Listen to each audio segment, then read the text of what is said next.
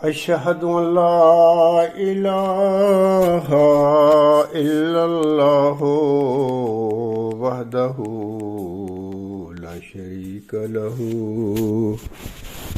وأشهد أن محمدا عبده ورسوله أما بعد فأعوذ بالله من الشيطان الرجيم بسم الله الرحمن الرحيم الحمد لله رب العالمين الرحمن الرحيم مالك يوم الدين إياك نعبد وإياك نستعين اهدنا الصراط المستقيم صراط الذين أنعمت عليهم صراط الذين أنعمت عليهم غير المغضوب عليهم ولا الضالين۔ آج مورخہ 29 جون 2023 اور 10 ذوالحجہ 1444 ہجری کا دن ہے، اور یہ جو دن ہے 10 ذوالحجہ ہمیشہ ہر سال مسلمان عید الاضحیٰ مناتے ہیں۔ آج کے دن ہم بھی 10 ذوالحجہ ہے اور ہم بھی عید الاضحیٰ منا رہے ہیں آج کے دن۔ تو آپ لوگوں کو علم ہوگا، میں پھر بتا دیتا ہوں کہ ہر مذہب میں تہوار ہوتے ہیں۔ ہمارے دین اسلام میں 2 تہوار ہم مناتے ہیں۔ نبی پاک صلی اللہ علیہ وسلم نے ہمیں فرمایا ہوا ہے کہ 2 تہوار ہیں۔ ایک تو ماہ رمضان کے بعد جب روزے مکمل کر لیتے ہیں، رکھتے ہیں، عبادت کرتے ہیں اللہ کی، تو اس کے بعد خوشی میں اور اللہ تعالیٰ کے شکر میں ہم 1 شوال کو عید الفطر مناتے ہیں۔ تو یہ خوشی والی عید ہوتی ہے۔ خوشی اس بات کی ہوتی ہے کہ اللہ نے ہمیں توفیق دی کہ ہم نے ماہ رمضان میں اس کا ایک فرض پورا کیا اور رمضان کے روزے رکھے اور عبادت بجائے لائے، اور اس خوشی میں پھر ہم عید الفطر مناتے ہیں۔ عید الفطر کے 2 مہینے 10 دن کے بعد 10 ذوالحجہ کو ہم عید الاضحیٰ مناتے ہیں۔ اس کو قربانیوں والی عید بھی کہتے ہیں، عید قرباں بھی کہتے ہیں۔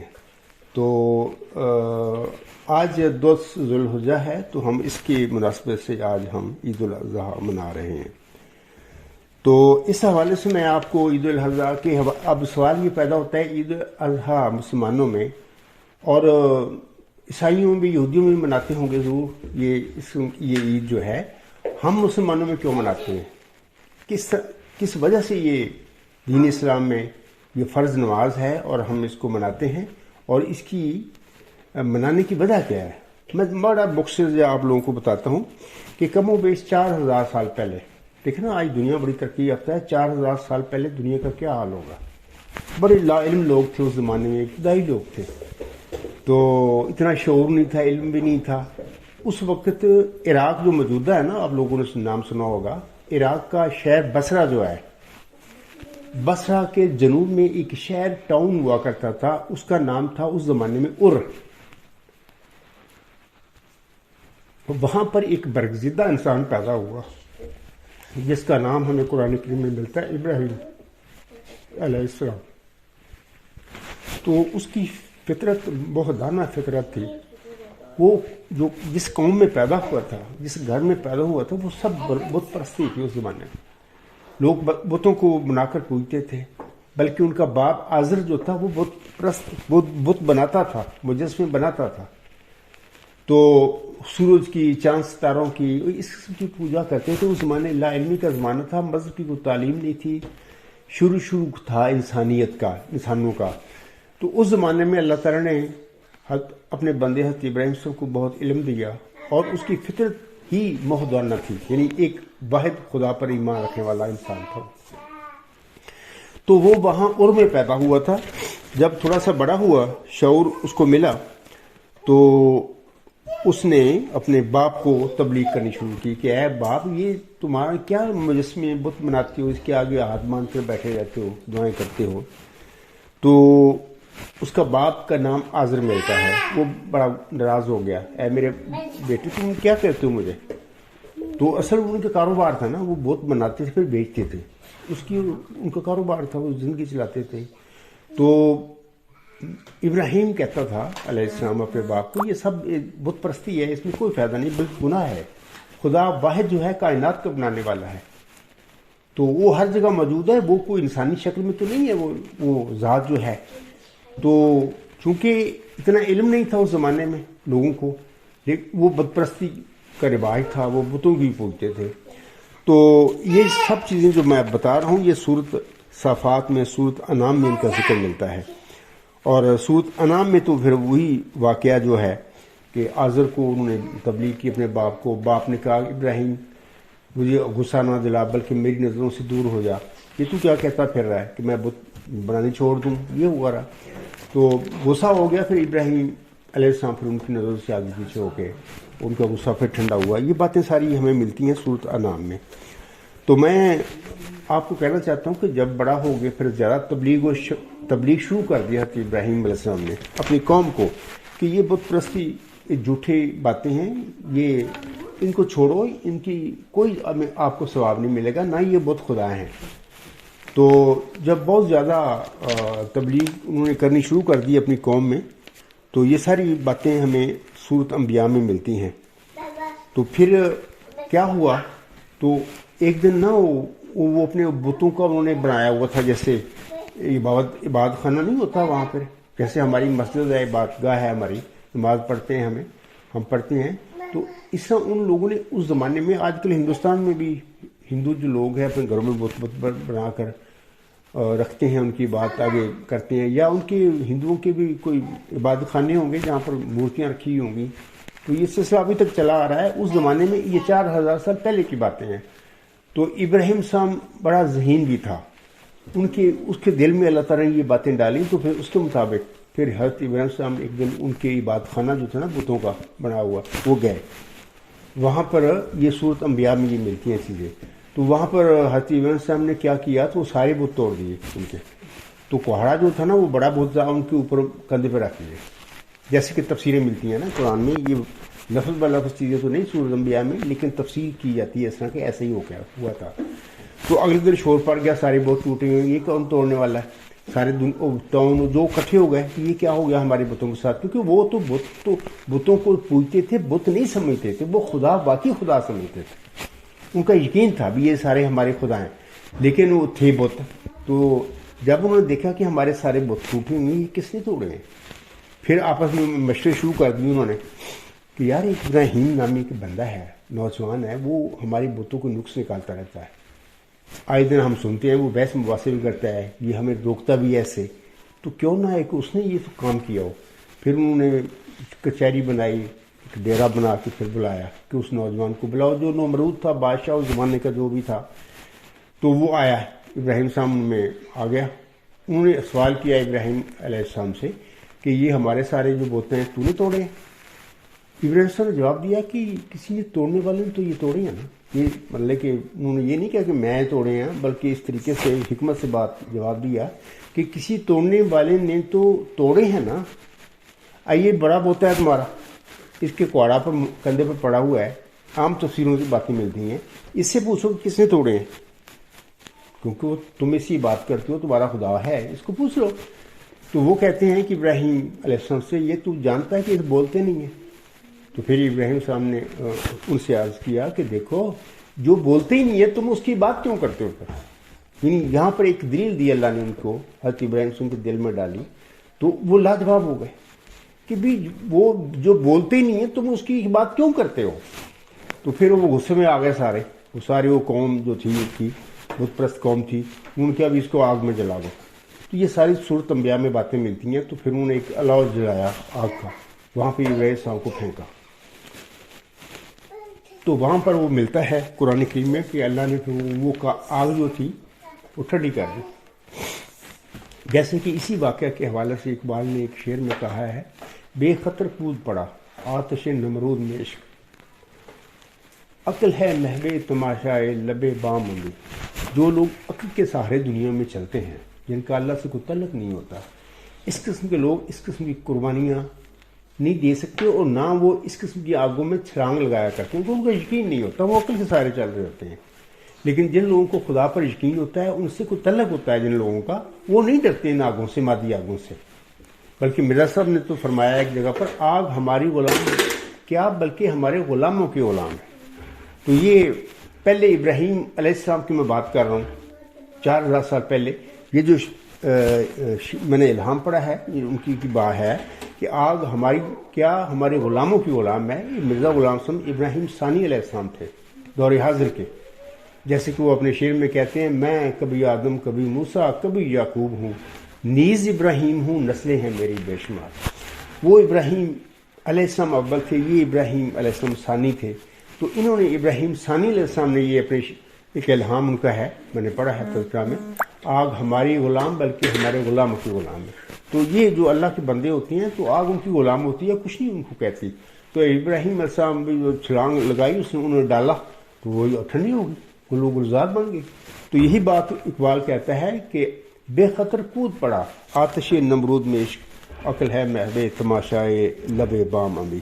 تو وہ ٹھنڈی ہو گئی. تو باہر قصہ کو ہوتا یہ ہے کہ قوم بڑی تنگ آ گئی حضرت ابراہیم السلام سے. وہ تبلیغ کرنے سے نہیں رکتے تھے، وہ جہاں پر وہ کہتے تھے ایک خدا ہے تو وہ برا مناتے تھے. جیسے کہ آج کل میں تبلیغ کرتا ہوں، بتاتا ہوں یہ قادیانی خلیفے بلائے قادیان ہے، کوئی خلیفے شریفے نہیں ہے، نہ ان کے خدا سے کوئی تعلق ہے، نہ ایک روحانی لوگ ہیں. اور پوری جماعت میرے اور میرے اہل میرے سارے ساتھیوں کے ساتھ مخالف ہو گئی ہے. ہمیں اخراج میں کو آتا ہے بات بٹھا دی. مطلب کہ ان کو غصہ آتا ہے جب ہم ان کی ان غلطیوں کی نشاندہی کر کے بتاتے ہیں کہ یہ کچھ بھی نہیں ہے، یہ کوئی مذہب نہیں ہے، نہ ایک خلیفے ہے، نہ ان کے خدا سے تعلق ہے. تو جال ساز لوگ ہیں، تمہاری جیبیں کاٹ رہے ہیں. خدا اور اس کے نبی اور اس کے مسیح موعود السلام کے نام پر یہ تمہارے پر ساتھ انہوں نے دھوکہ کیا ہوا ہے، کوئی مذہبی لوگ نہیں ہے. تو ہم سے وہ غصہ کرتے ہیں. ایسے ہی وہ قوم بھی ابراہیم صاحب سے بڑی تنگ تھی، بڑی غصہ کرتی تھی اس کی باتوں کو، وہ تبلیغ کرتے تھے. باپ بھی بڑا مخالف ہو گیا. اخیر ان کا ایک بھتیجا تھا حضرت لوط علیہ السلام، وہ ان پر ایمان لے آئے. تو پھر اس کو بعد میں بڑی جب لڑائی بڑھ گئی تو پھر ابراہیم صاحب اپنے بھتیجے کے ساتھ وہاں جو جہاں پہ پیدا ہوئے تھے عراق میں، وہاں سے پھر ہجرت کر گئے. یعنی کہاں؟ وہ فلسطین کی طرف ادھر آ گئے، چلے گئے. اچھا، ان کا یہ کام تھا جہاں پر بھی وہ جاتے تھے نا، ڈیرا لگاتے تھے، ظاہر ہے کو قیام کرتے تھے. وہ ایسا ایسا جو لوگوں سے ملاقات شروع ہوتی تھی وہ تبلیغ کرنا شروع کر دیتے تھے. اس زمانے عام بت پرستی تھی، لوگوں کو کوئی خدا کا پتہ نہیں تھا. پھر جہاں بھی ابراہیم صاحب جاتے تھے تو تبلیغ کرتے تھے ایک خدا کی، تو لوگ لڑائی شروع ہو جاتی تھی. تو وہاں پہ پھر لڑائی جھگڑے شروع، پھر وہاں سے ابراہیم صاحب پھر ہجرت کر جاتے تھے کسی اور جگہ پر. تو ساری زندگی پھر وہ اس طرح ہجرت کرتے رہے، چلتے چلاتے. تو انہوں نے بڑی ایک شادی کی پہلی، ان کی کوئی اولاد نہیں تھی ابراہیم صاحب کے نا، کافی عمر سیدھا ہو گئے تھے. 80 سال کے بعد ملتا ہے تاریخوں میں کہ 80 سال کے بعد پھر ان کو اللہ تعالیٰ نے بڑی دعاؤں کے ساتھ اللہ نے ایک حلیم غلام کی بشارت دی کہ میں تجھے ایک حلیم غلام دوں گا.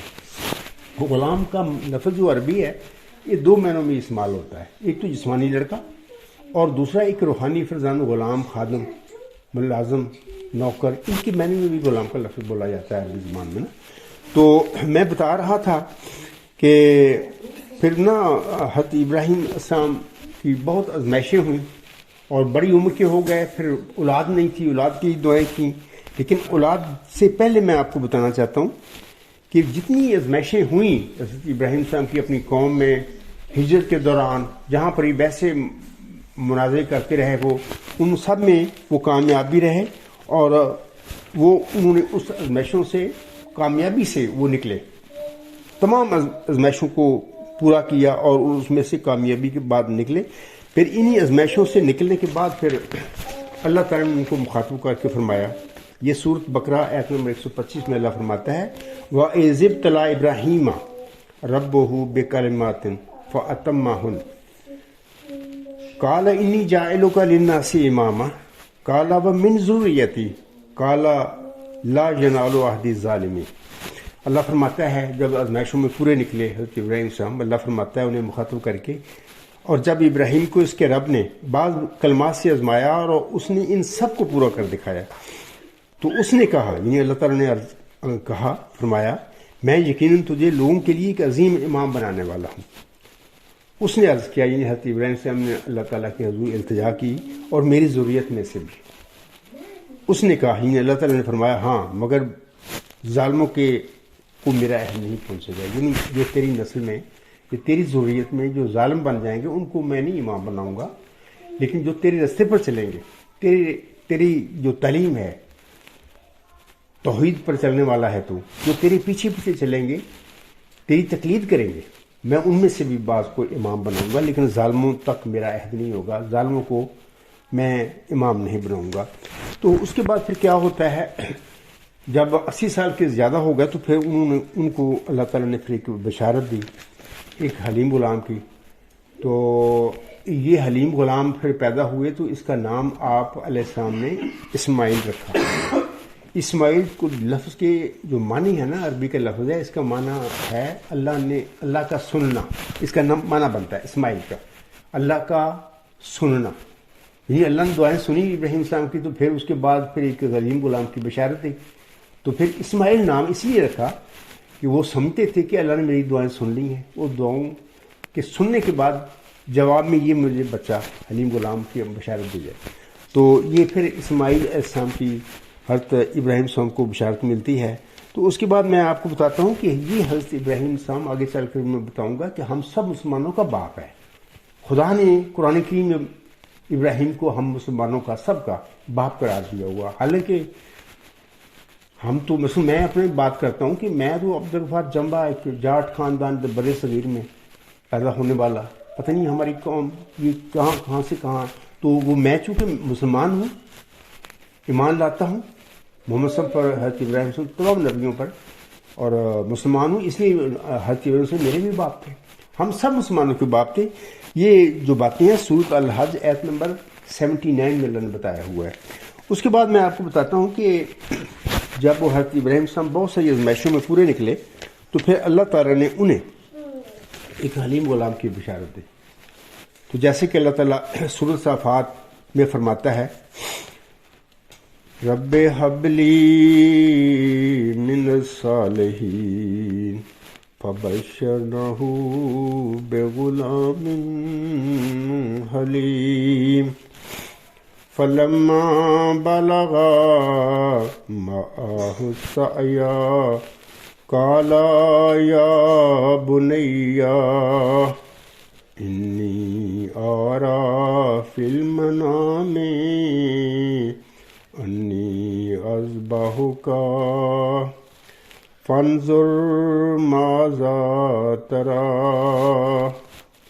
قال یا ابت افعل ما تؤمر ستجدنی ان شاء اللہ من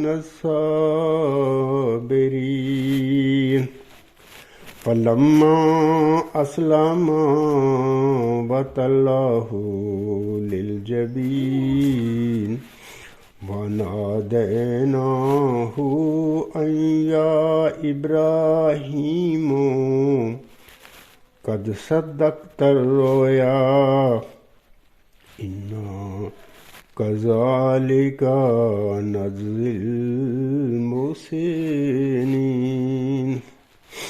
إِنَّ هَذَا لَهُوَ الْبَلَاءُ الْمُبِينُ وَفَدَيْنَاهُ بِذِبْحٍ عَظِيمٍ وَتَرَكْنَا عَلَيْهِ فِي الْآخِرِينَ سلام علی ابراہیم کذالک نجزی المحسنین انہ من عبادنا المؤمنین۔ یہ سورۃ صافات کی 101 سے 112 تک کی یہ آیات ہیں۔ ان آیات میں اللہ تعالیٰ فرماتا ہے اے میرے رب مجھے صالحین میں سے وارث عطا کر، یعنی یہ دعا ہے حضرت ابراہیم السلام کی۔ اللہ فرماتا ہے آگے فَبَشَّرْنَاهُ بِغُلَامٍ حَلِيمٍ، پس ہم نے اسے ایک حلیم غلام کی بشارت دی۔ پس جب وہ یعنی وہ حلیم غلام اس کے ساتھ دوڑنے پھرنے کی عمر کو پہنچا، یعنی 7-8 سال کا ہو گیا، اس نے کہا یعنی ابراہیم علیہ السلام نے کہا اس سے بیٹے سے اے میرے پیارے بیٹے یقیناً میں سوتے میں دیکھا کرتا ہوں کہ میں تجھے ذبح کر رہا ہوں، پس غور کر تیری کیا رائے ہے؟ اس نے کہا یعنی بیٹے نے کہا اے میرے باپ وہی کر جو تجھے حکم دیا جاتا ہے، یقیناً اگر اللہ چاہے گا تو مجھے تو صبر کرنے والوں میں سے پائے گا۔ پس جب وہ دونوں رضامند ہو گئے اور اس نے اسے پیشانی کے بل لٹا دیا، تب ہم نے اسے پکارا، یعنی اللہ تعالیٰ نے اس کو ابراہیم علیہ السلام کو پکار کر کہا کہ اے ابراہیم یقیناً تو اپنی رویا پوری کر چکا ہے، یقیناً اسی طرح ہم نیکی کرنے والوں کو جزا دیا کرتے ہیں۔ یقیناً یہ ایک بہت کھلی آزمائش تھی اور ہم نے ایک ذبح عظیم کے بدلے اسے بچا لیا، اور ہم نے بعد میں آنے والوں میں اس کا ذکر خیر باقی رکھا۔ ابراہیم پر سلام ہو، اسی طرح ہم نیکی کرنے والوں کو جزا دیا کرتے ہیں، یقیناً وہ ہمارے مومن بندوں میں سے۔ آپ نے سن لیا ہے کہ یہ اللہ تعالیٰ نے ان کو ایک بیٹا حلیم غلام کی بشارت دی، اور وہ حلیم غلام کے ساتھ 8 سال کا جب ہوا تو پھر اس کو ذبح کرنے کا اللہ نے حکم دیا۔ 3 دن وہ متواتر دیکھتے رہے خواب کہ وہ اپنے بیٹے کو ذبح کر رہے ہیں، لیکن اس سے پہلے میں آپ کو بتانا چاہتا ہوں کہ وہ جب بچہ پیدا ہوا تھا ابھی وہ چھوٹا تھا، شیرخوار بچہ تھا حلیم غلام جو ہے، جس کا نام اسماعیل رکھا تھا حضرت ابراہیم السلام نے۔ اللہ نے انہیں حکم دیا کہ مکہ کی جو وادی بے آب و بے زرع یعنی ایسی آبادی جہاں پر نہ کوئی فصل ہوتی ہے نہ کوئی پانی، کچھ بھی نہیں ہے، وہاں پر چھوڑ کے یہ بھی ایک بہت بڑی قربانی آزمائش تھی ابراہیم صاحب کی۔ ابھی وہ شیرخوار بچہ ہے تو وہ اپنی بیوی اور بچے کو لے کے چل پڑے مکہ کی یہ بے آب غیر ذی زرع آبادی میں ان کو چھوڑ دیا۔ تو وہ جب چھوڑ کے چلنے لگے پیچھے، تو ان کی بیوی حاجرہ نے کہا کہ آپ ہمیں کس کے سارے یہاں چھوڑ رہے؟ تو ابراہیم صاحب نے بولا نہیں، صرف آسمان کی طرف انگلی اٹھائی کہ اللہ کا حکم ہے میں چھوڑ رہا ہوں۔ تو وہ چھوٹا بچہ تھا، بیوی کو کچھ پانی کی پیاس لگی انہیں بچے کو، انہیں پانی مانگنا شروع کیا، پانی کہاں دیتی وہ پانی تھا ہی نہیں وہاں پہ، تو وہ وہاں پر پہاڑیوں پر بھاگتی پھری کہ پانی مل جائے مجھے۔ اس دوران میں وہ بچہ جہاں پر پڑا ہوا تھا نا، وہ چٹان تھی یا مٹی تھی یا جو بھی تھا، تو ایڑیاں رگڑنی شروع کر دی۔ تو جب وہ واپس ہی دیکھا کہ وہاں سے پانی چشمہ پھوٹ پڑا، تو اتنا بہنے لگ گیا کہ اس نے کہا حضرت نے کہ رک جا زمزم، انہی معنوں میں زمزم ہوتا ہے، زم میرے خیال میں زم کو کہتے ہیں رک جا، یعنی اس نے پکارا پانی کو کہ رک جا زیادہ نہ پھیل۔ تو اس وہ حلیم غلام تھا، وہ جو اسماعیل علیہ السلام تھے، اس کی ایڑیاں رگنے سے آب زمزم کا یہ چشمہ جاری ہوا پھر۔ تو وہاں پر بھی وہ رہنے لگی وہ خاتون، تو وہاں پر ابراہیم صاحب بھی گئے آتے تھے، تو وہاں پر وہ قافلے گزرتے تھے، وہاں پر ایسے وہ ڈیرے لگانے شروع کر دیے، وہاں پر وہ قافلے والوں بھی بعد ہونے شروع ہو گئے۔ تو تو ایسا ایسا وہ مکہ کی وہ وادی ایسا ایسا بڑھنی شروع ہو گئی. وہاں پر حضرت ابراہیم سامنے پہ جب بڑے ہو گئے اسماعیل علیہ السلام، تو وہاں پر انہوں نے ایک اللہ کا گھر بنایا جس کے ہم خانہ کعبہ کہتے ہیں موجودہ. وہاں پر پھر انہوں نے مٹی گارے جو بھی اس زمانے میں پتھروں سے بنایا. جب وہ بنا رہے تھے وہ گارا لا کر، اس وقت انہوں نے ایک دعا پڑھی تھی. وہاں پر قرآن میں اس کا ذکر ملتا ہے کہ وہ دیواریں ہی بنا رہے تھے اللہ کے گھر کی، ساتھ ساتھ وہ دونوں باپ بیٹا دعا بھی کر رہے تھے. وہ دعا یہ تھی کہ ربنا وابعث فیہم رسولا منہم یتلو علیہم آیاتک ویعلمہم الکتاب والحکمہ ویزکیہم انک انت العزیز الحکیم.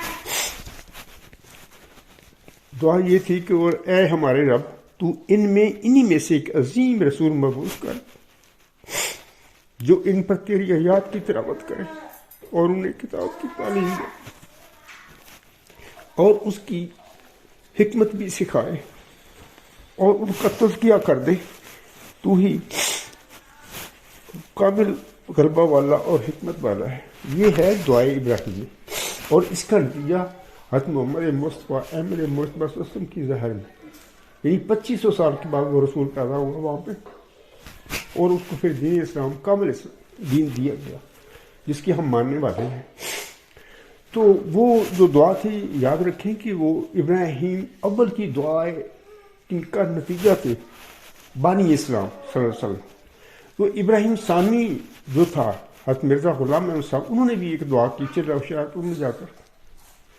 ابراہیم ثانی علیہ السلام حضرت مرزا غلام صاحب کی دعا کے نتیجے میں پھر انہیں ایک نشان رحمت کی خبر دی گئی. ایک ذکی غلام کو بتایا گیا کہ میں دوں گا، جیسے کہ اللہ فرماتا ہے میں تجھے ایک رحمت کا نشان دیتا ہوں اس اعتبار پر جو تو نے مجھ سے مانگا.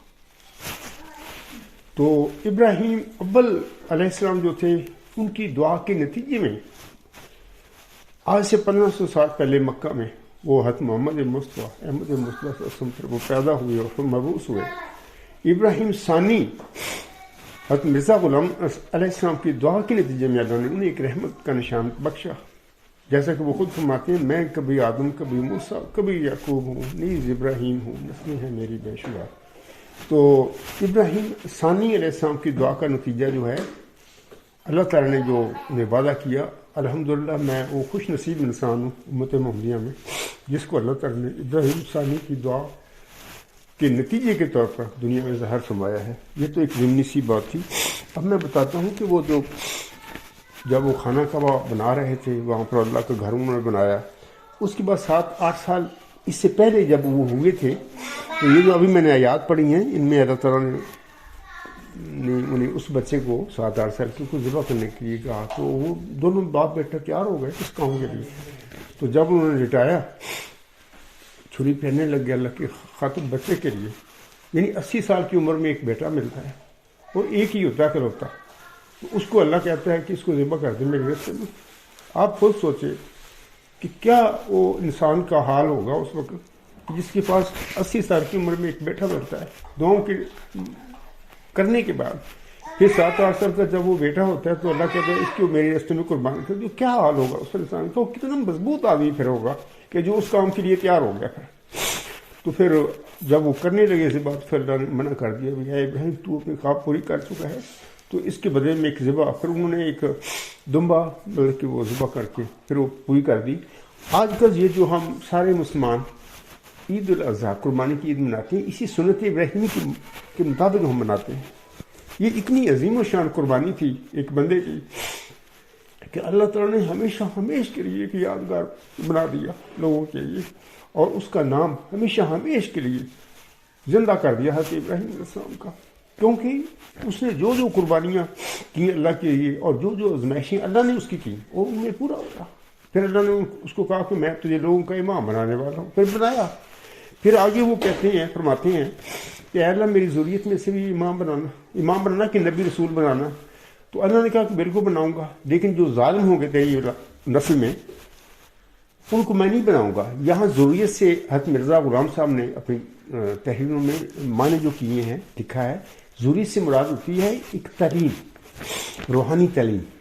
کوئی بھی بندہ ہوتا ہے جو اس کے پیچھے چلنے والے ہوتے ہیں وہ اس کی ضروریت ہوتے ہیں. اس میں یہ ضروری نہیں ہوتی اس کی نسل ہی ہو جسمانی، دوسرے لوگ بھی ہوتے ہیں جو اس کے پیچھے چلتے ہیں، وہ اس کی ضروریت میں شامل ہو جاتے ہیں. اور جو اولاد ہوتی ہے جسمانی، ان کو مرزا غلام صاحب نے اولاد کا لفظ استعمال فرمایا ہے اپنی کتابوں میں. تو یہاں پر ضروریت کے لفظ ہیں بھی. حضرت ابراہیم صلی اللہ علیہ وسلم نے فرمایا کہ میری ضروریت میں سے بھی مراد ہے کہ میری اولاد بھی ضروریت میں جو ہوگی اس میں سے بھی جو میری کریں گے پیروی میرے راستے کی، اس میں سے بھی امام بنانا. تو یہ ایک تفصیلی باتیں ہیں. تو میں آج مختصر سی بات بتاتا ہوں کہ اللہ تعالیٰ نے پھر اس قربانی قبول فرمائی، اور اس کی یاد میں ہم لوگ آج سارا مسلمان جو ہیں آج 10 ذوالحجہ کو قربانی کرتے ہیں اسی سنت ابراہیمی کی پیروی میں. یاد رکھیں یہ بھی باتیں بھئی، یہ جو قربانیاں ہوتی ہیں نا، اس حوالے سے یہ یاد رکھیں کہ اللہ نے فرمایا سورۃ حج میں یہ آیات آتی ہیں.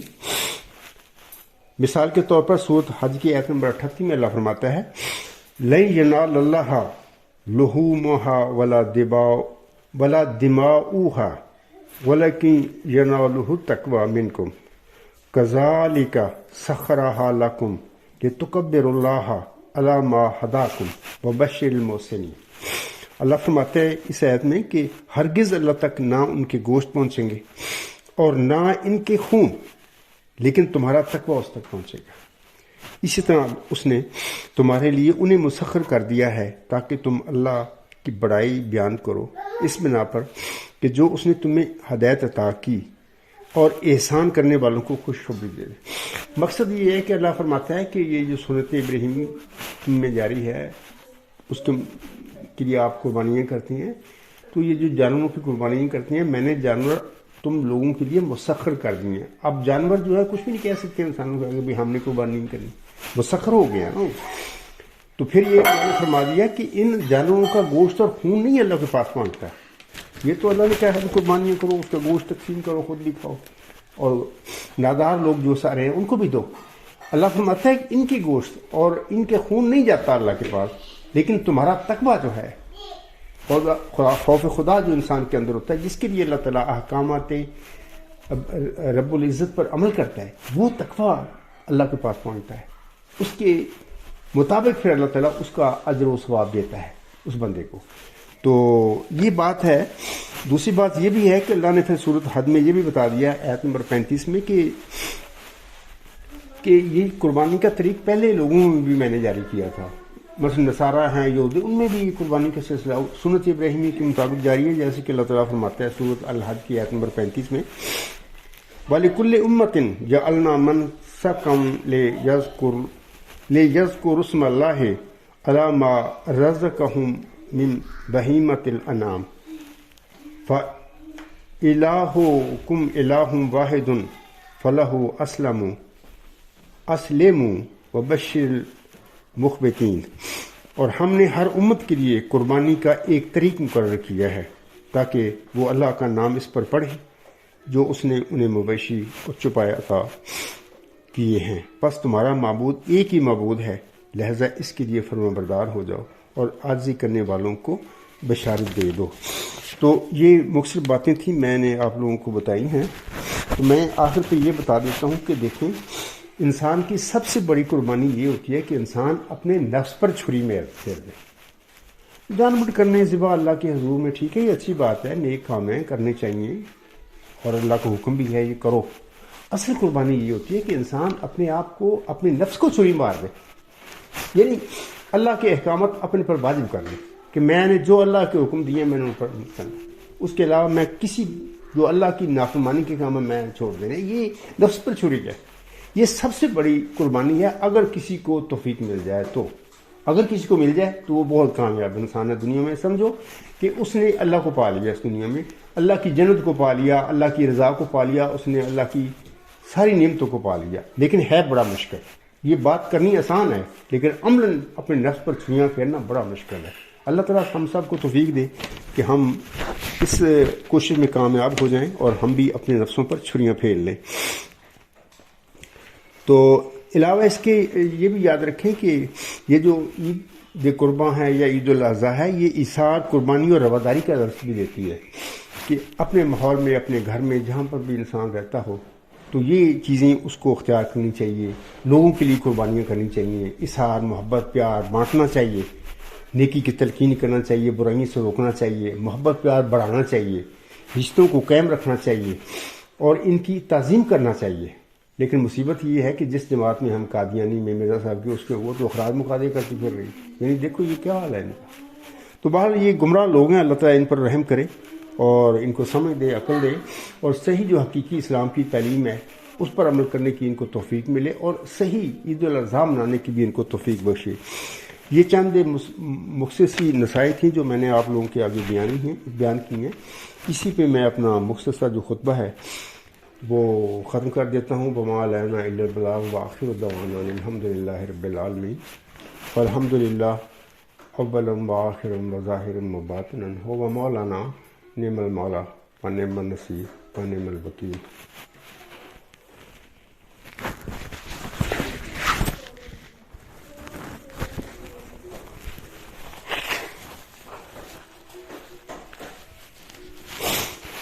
الحمد للہ نحمده ونستعینه ونستغفره ونؤمن به ونتوکل علیہ ونعوذ باللہ من شرور انفسنا ومن سیئات اعمالنا.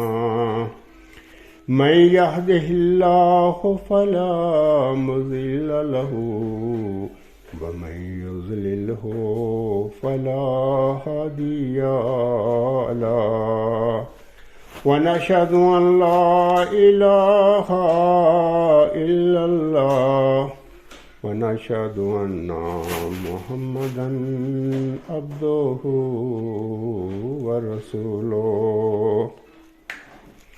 عباد الله رحمكم الله، ان اللہ یأمر بالعدل والإحسان وإیتاء ذی القربى وینہی عن الفحشاء والمنکر والبغی یعظکم لعلکم تذکرون. اذکروا اللہ یذکرکم وادعوہ یستجب لکم وذکر اللہ اکبر. آؤ سب میرے ساتھ دعا کر لیں.